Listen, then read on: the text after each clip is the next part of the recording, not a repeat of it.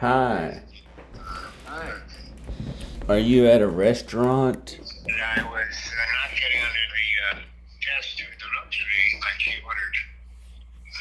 So how you doing? Pretty good. What are you playing, a video? Why worry about it? I'm telling a story. She picked me up on my neck. See how small I was? Oh. My little feet dangling in the air. Wow, she hit me. I was just telling the crew about how I was murdered by Nazi nun in first grade. You were murdered by a Nazi? Yeah, Nazi. She had, she was in one of the death tents, Dachau, and she would torture men by doing sexual acts to them. A nun? A nun. Well, she was a Nazi then. After the war, the Vatican, through a thing called the rat line, got 6 million Nazis out of Germany and spread them all over the world. They had 6 million Nazis? Yeah, yeah. Not just the Jews, but there are as many Nazis as Jews? Oh, there were more. There were about 40 million Nazis. Whoa. And they still are. Hail Hydra. Did you ever watch the Captain America movies or read the comic books? It's kind of what happened. Oh. The comic books are really good. They tell the history that isn't in history books. Oh. So are you going to stay at the school? I don't even know. You want to take a road trip? No. I mean, why don't you just put all your stuff upstairs and rent the bottom floor, the basement and the main floor, and the A-frame out as Airbnb? You probably make a few grand a month. I don't know. Well, then you'd have some capital and you could go to California. Well, it's been on Airbnb, but no one's rented it yet. Oh. Why not? I don't know, and it feels kind of wrong having like random people in my house after I did so much work to the house. Yeah, but they're going to pay you money. And you want it to do anything, Yeah, but then I can imagine like some of the art or Well, you take the all the stuff. stuff that's valuable, you put it upstairs, you lock it away, you don't rent the upstairs out, but you rent the A-frame, and there's my neighbor out here in the deep green. He rents his place out. He makes $60,000 a year. He does nothing. He has one of the people who live around here come in and clean the place and do the laundry after the guests leave. And after all the bills are paid, the electric bill, the heat bill, the tax, everything is paid, he makes 60 grand a year. Whoa. And then he's got to clean the place. No, he doesn't. No, he's hires gonna a make. person to do that. He's got to make Okay, it. he's not even here. He's in Georgia. He's never here. But he makes 60 grand a year.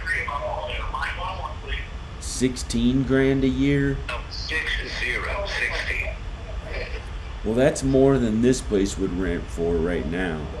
No, your place is special. You could rent that place out of the whole thing. The 2 floors and the A-frame for $1,000 a weekend.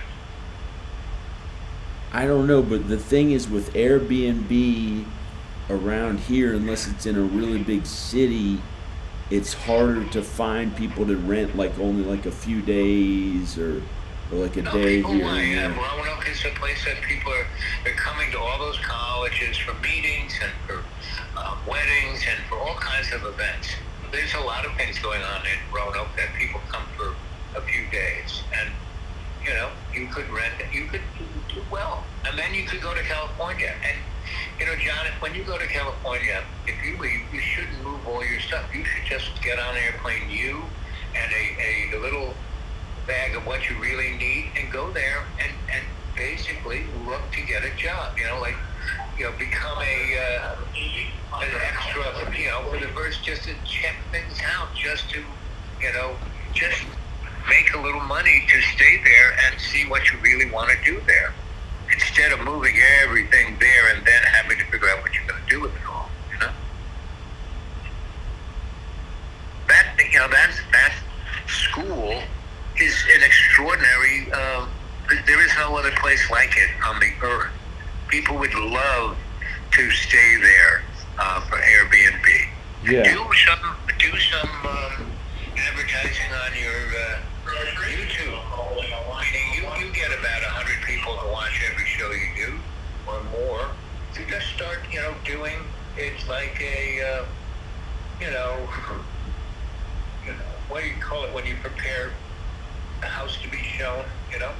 Your house is already prepared. It's all clean. It's all nice. It's all beautiful. Just keep doing shows to say, wouldn't you love to be here? You can spend the weekend here. I won't even be here. Just come and go to Airbnb. You got it already all set up. Go for it. Do a little advertising. See what you can do. Then you'd have some money that wasn't tied to your parents, and you could,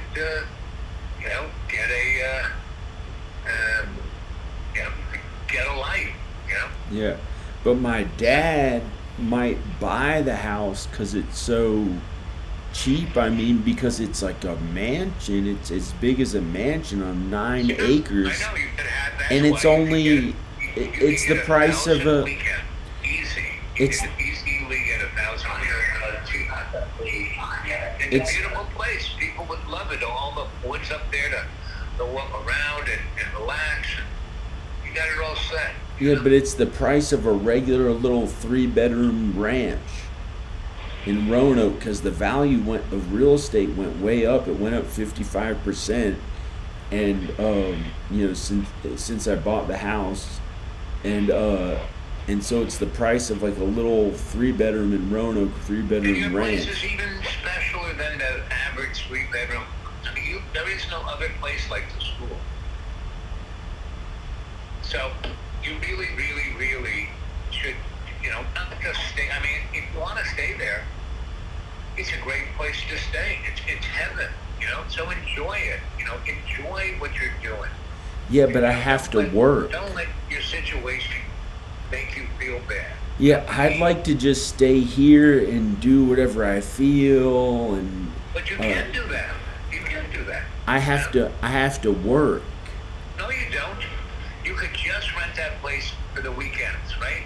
You could get probably, if people came with a group of people, you could probably get $1,000 a weekend, and then you could spend the rest of the week there.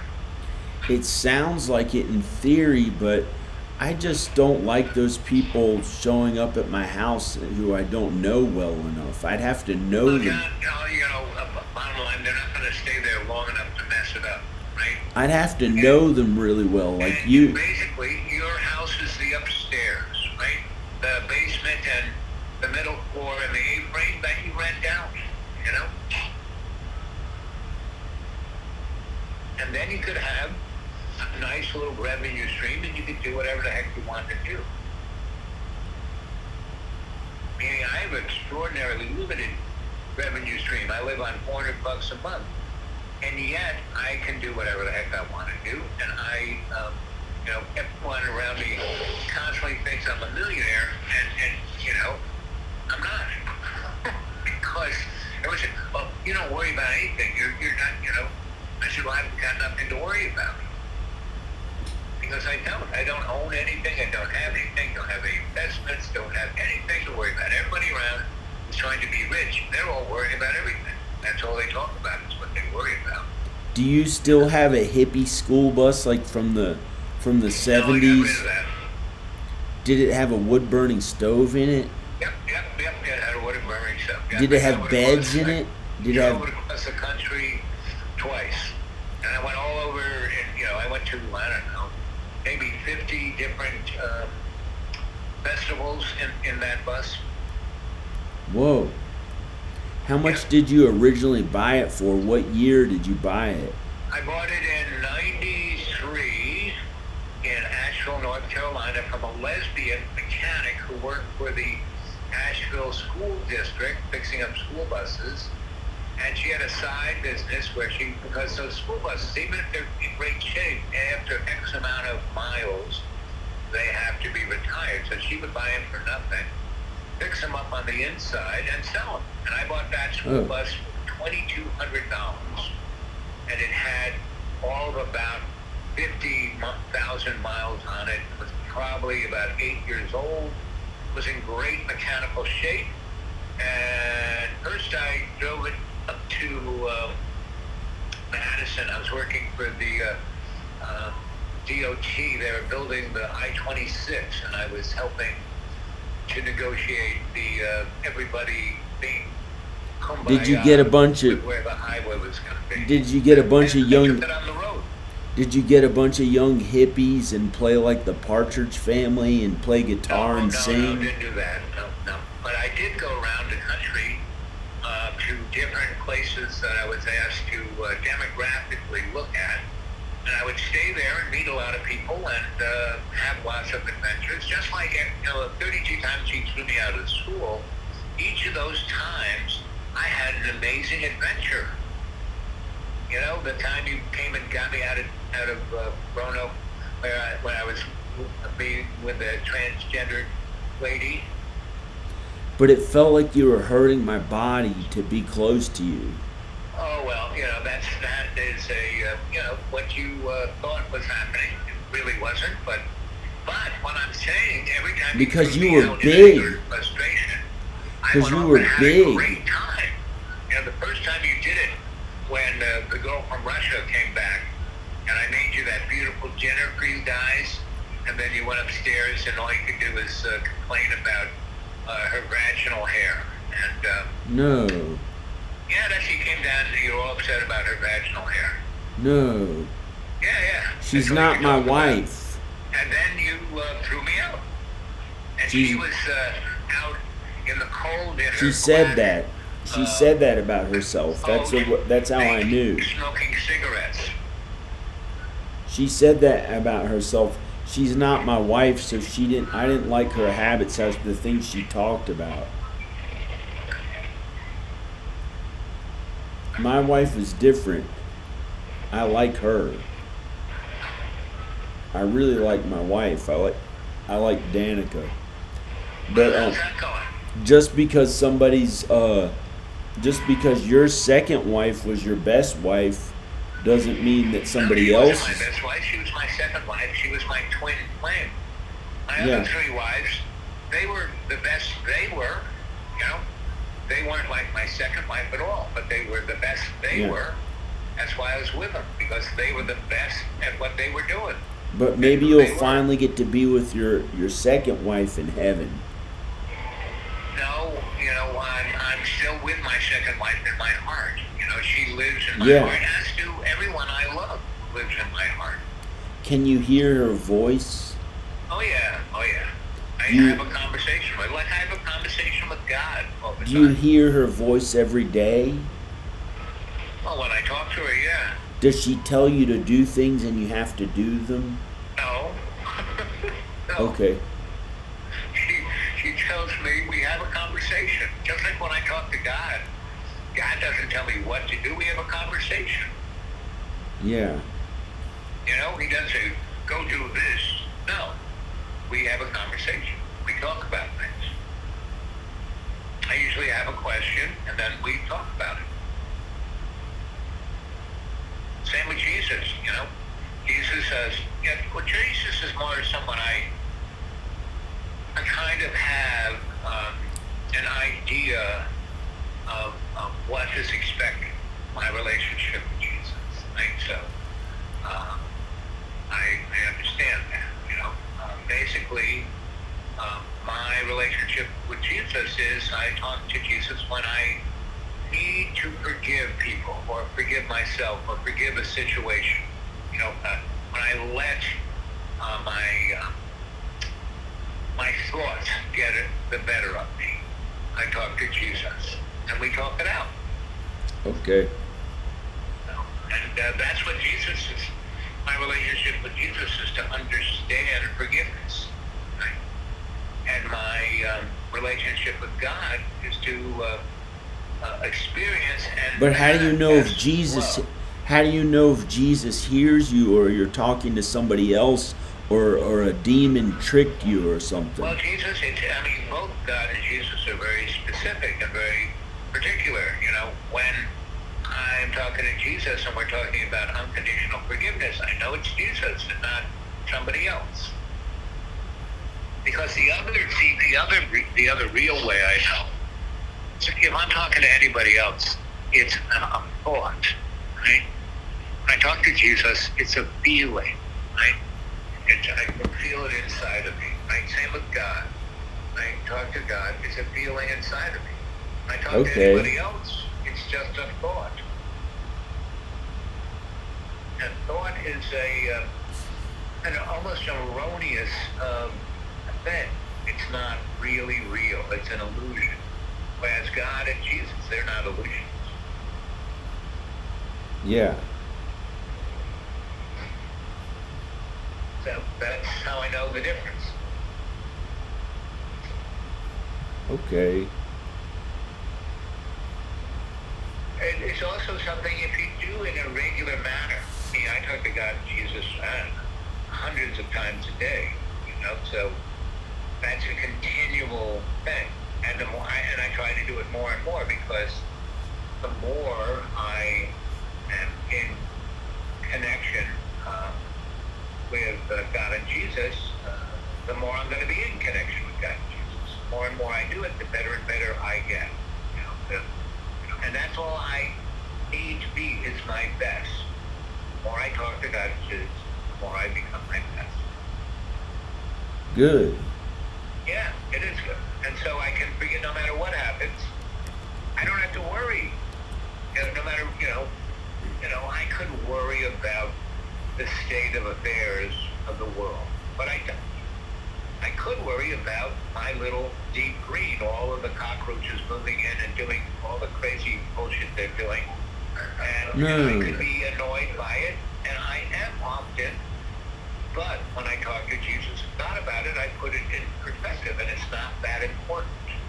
And God always has my back. I never have to worry about the outcome of anything, because God has my back.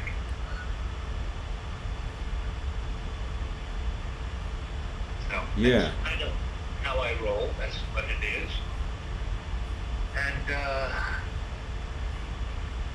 And if you could, bring up a protocol like that, it could help you a lot. I got your phone message talking about how you're going to be dead, because you don't want to be was dead. sad. You have a blessing of being alive. And you're When going was to be that? dead. I thought I'm gonna die. I feel so bad it would just kill me in my sleep. Right, but I mean, I'm not depressed. You're going to die someday. Why rush it? Because I'm not right depressed now, at all. right, I know you're And not. if I So every was, time you do that, I know you're not going to kill yourself. yeah, I'm not. But I've been around people who have killed themselves. Yeah, I can't hurt I know the difference. myself. But I can't hurt there my were a number of body. people who I worked with, I knew they weren't going to kill themselves, but they tried it, and their timing was bad, so they ended up dead. Maybe they didn't want to die; they just wanted attention, but they didn't. No one believed them. They did it, and then they were dead. Oops, they didn't want to be dead, but they were dead. So that's why I keep motivating you not to talk that way, because it's a thought and it can get inside of you. You don't want to do that. No. And the more you can feel God's love and Jesus' forgiveness, the less you're going to be swayed by thoughts. Yes, I found this image I was looking for. Okay, good. It's of you. I'm gonna send it to you. Okay. It's funny. It says Owl Bob, and it has a picture of an owl, and it looks like it has your face.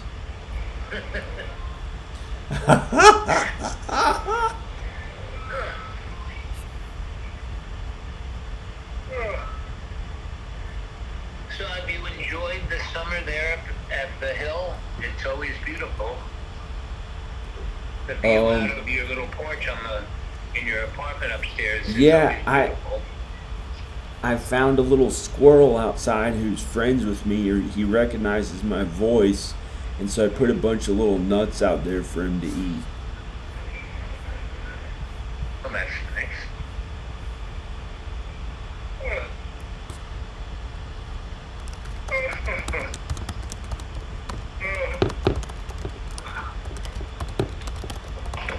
Like, well, anyway, I just wanted to see how you were doing, and if you can get your act together to rent that place out, I would, and Airbnb is the way to do it, weekend by weekend, not like a month at a time, because you could make $1,000 for that house, for the two floors and the A-frame, the basement and the mid-floor and the A-frame and the land around it. You could rent it out for $1,000. That's what you should rent it out. Put it on Airbnb, 1,000 from Friday evening to Monday morning. $1,000.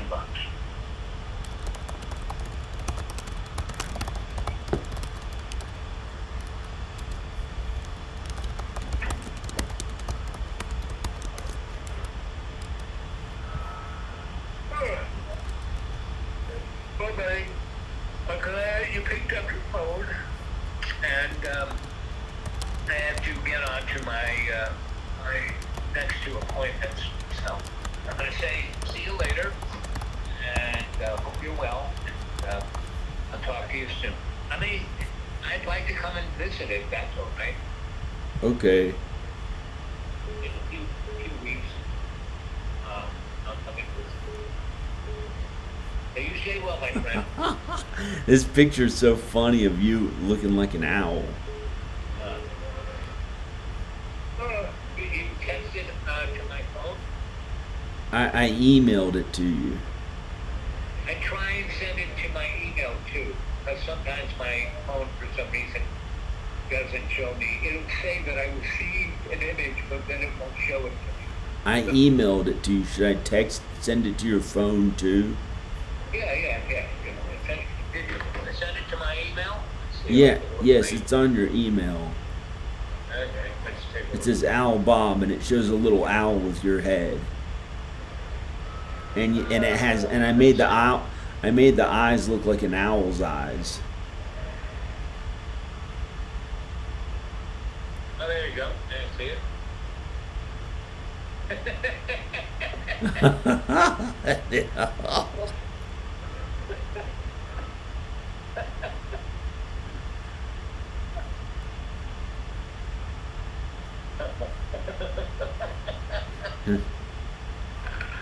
I like it, John. I like it. Okay.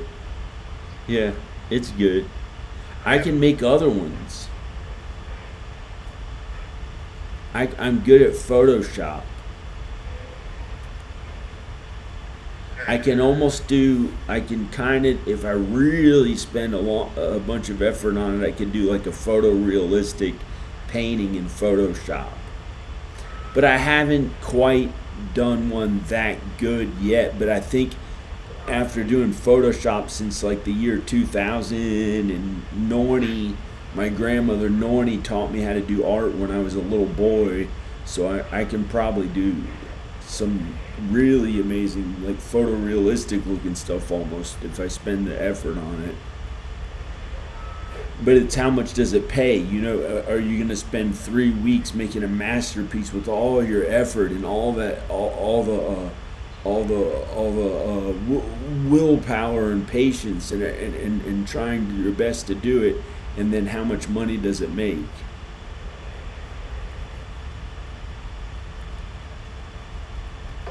This was just a fun one that I did in like a few minutes or something, or like 20 minutes or something.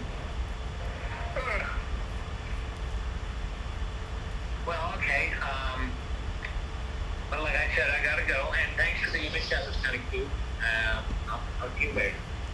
Okay, bye.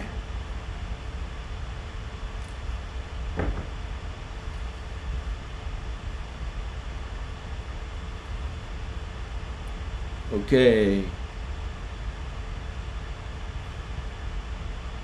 That was Al Bob. Here it looks like I have a heavy, soft filter on me to try to look good. But I still don't look. I don't know what this is. Okay, maybe I have to wipe the screen off. Maybe I just had to wipe the screen off the entire time. Yeah, I think that's it. Now it looks better quality. Oh, I didn't know. Oh, now it looks okay after I filmed the entire video. No, it looked like a soft look to it, like a soft filter. Okay, I'm gonna go. This is John Birmingham. Bye. Praise God, praise Jesus. Believe in God and Jesus and you'll be saved. Believe in God and Jesus. Jesus will always love you. Jesus will always love you. When no one else loves you, don't worry. People can be stupid and mean sometimes. Even your closest loved ones, try to love them too. God says be kind to others. We're supposed to do unto others as we would do unto ourselves. Like, if you want to look good and attractive, then act like they look good and attractive. But I had a problem with that too much, where I acted like others look good, and then it was like, why are you gay? Why are you trying to do that? It's a weird thing I'm still working on, trying to figure out how to stand up for more godly values and good things that others do. Like, so I'm still becoming a better person, and we're supposed to become a better person as we get older and not make habit out of sin and everything, but it's okay. You know, if I died right now, I might go right to heaven. I don't even know. Well, I'm going to go. This is John Birmingham. Okay, bye. There's a new video. Praise God. Praise Jesus.